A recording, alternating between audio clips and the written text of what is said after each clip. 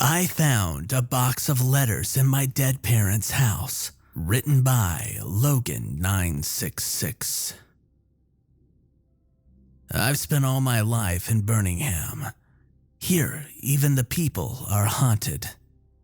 Sometimes I wonder what I'm doing with my life. Whether I should leave or get a new change of scenery, or if I should stay and try to get my life back together.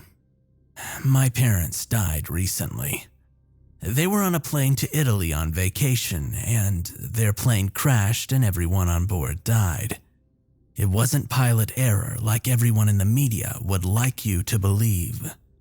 Black box audio is usually public, but the audio for Birmingham Airlines Flight 1357 was never released and is kept from the public. Of course, the theories came flooding in like water through a broken dam. Despite the best efforts of the government to sweep things under the rug, I and the families of everyone else who died on board demanded answers. We got none. At least, not until the audio was leaked. And that only brought up more unanswered questions. I listened to the audio myself. The pilots were just having an ordinary conversation, and then they both noticed something. The audio went dead silent. Then the two pilots started confessing all of their wrongdoings. Everything that they've ever done spewed out of their mouths. The rest of the recording was just everyone screaming. I decided to move on and not dwell on any of the theories that people on the internet came up with. It really didn't matter anyway. My parents were dead. I had a mock funeral. I was the only one that went. Seeing that we had no other family, it was up to me to get their house cleaned up and ready to sell. I wasn't looking forward to the probate process. One day, I drove over there. The house was a poor facsimile of what used to be. What once was a lush, well-kept lawn was now overgrown with yellowed grass. Thankfully, the house and second garage across from it was made of brick. I was afraid to imagine what shape they'd be in if they hadn't been built with brick. As soon as I walked up the path to the front door, memories flashed through my mind like lightning. Me and my dad tossing the ball when I was 10. Me walking the dog around the house with Mom when I was 12. But the memories faded and reality sunk in. I would never be able to make memories with them again. I was over everything up until this point. My knees buckled and I dropped to the ground and tears streamed down my face, and I just couldn't control it anymore. They were gone forever and nothing could change that. I took a few deep breaths and I counted to 10. After my breathing exercises, I felt as right as rain. I picked myself up off the floor and I entered the house. It was eerie being in the house for the first time in years. The inside of the house didn't look abandoned, and a part of me felt like Mom and Dad were still in their bedroom or living room. It was like being inside one of the houses in Chernobyl. Everything in the house looked the same as the day that it was abandoned. Canned and boxed food was still in the cabinets. Mouse droppings laid on the floor. There was the smell of mold and mildew that was so strong that I could taste it. I held my breath and I trudged forward to the bedrooms to look for my parents' financial information. After a few minutes of rummaging through their bedroom, I found the paperwork. I also found something else. A box of letters that I've never seen before, written by people that I've never met. Letter 1. Dear Uncle Tony, November 14th, 1989. Happy birthday, Uncle Tony. Love is not something you can see. Love is something that you feel deep in your heart, and I love you. Love, Lorraine. That was really strange. The letter is addressing my father, but he and my mother didn't have any siblings. Why the lie? Did he have a falling out and as a result didn't want anything else to do with his family? Letter 2. Dear Uncle Tony, November 21st, 1989. I really like staying over and spending time with you and Aunt Pam. I love staying up past my bedtime to watch cartoons and eat chocolate chip cookies. At nighttime, though, it really scares me when I hear tapping on my window. I cover myself with my blanket and turn over, but the tapping just continues. This one was also signed Lorraine. Letter 3. Dear Uncle Tony, November 28th, 1989. I had lots of fun building snow forts with you and Aunt Pam last weekend. It was sure fun when I caught both of you by surprise and nailed you with snowballs. It was fun until bedtime. Then the tapping started again, and this time I couldn't help it. I turned over and I saw a monster at my window. I started feeling really guilty and sad as I stared at him. There was something mesmerizing about the thing at the window. I was unable to look away, and I started remembering all of the bad stuff that I had done, like breaking Mom's vase and lying about it. I smashed my head against the bed frame the whole time, just to make the thought stop. Lorraine. Letter 4. To Tony, December 4th, 1989.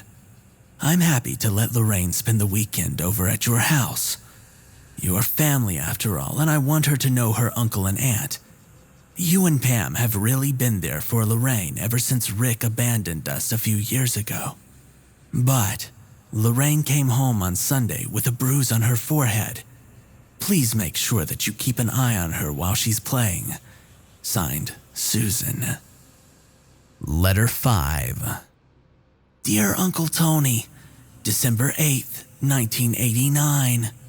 I'm really looking forward to spending Christmas with you.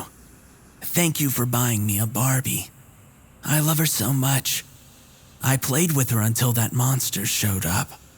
I saw him again, and I started feeling guilty just like the last time. I remembered when I told a kid back at school that yellow snow was the same as a yellow snow cone, and he ate it. I smashed my head again, and this time it really hurt. Love, Lorraine. Letter 6. Dear Pam, December 18th, 1989. For whatever reason, Tony hasn't bothered to listen to me. I'm looking forward to having Christmas with you, but Lorraine got a bigger bruise on her forehead this time. How is she getting hurt so much? Sincerely, Susan. Letter 7. Dear Pam, January 1st, 1990. I really appreciate you and Tony having us over for the holidays. But there's something really odd that happened when I was there. I was awakened by a knock on my door. Lorraine was crying and telling me that someone was tapping on her window. I walked into the room that she was staying in, and at first I thought there was something at the window, but I chalked it up to my imagination since I was half asleep. Clearly, I have not been listened to. I don't think that I can allow her to come over to your house if you continue to not listen. I'll allow both of you one more chance. I do not want to have to do this, but if you force my hand, I'll do what I feel is best. Signed, Susan. Letter 8. Dear Uncle Tony, January 4th, 1990. I really enjoyed seeing you and Aunt Pam. I don't know if I want to come over anymore, though. I couldn't sleep last time, and I'm really scared to go over. Lorraine. Letter 9.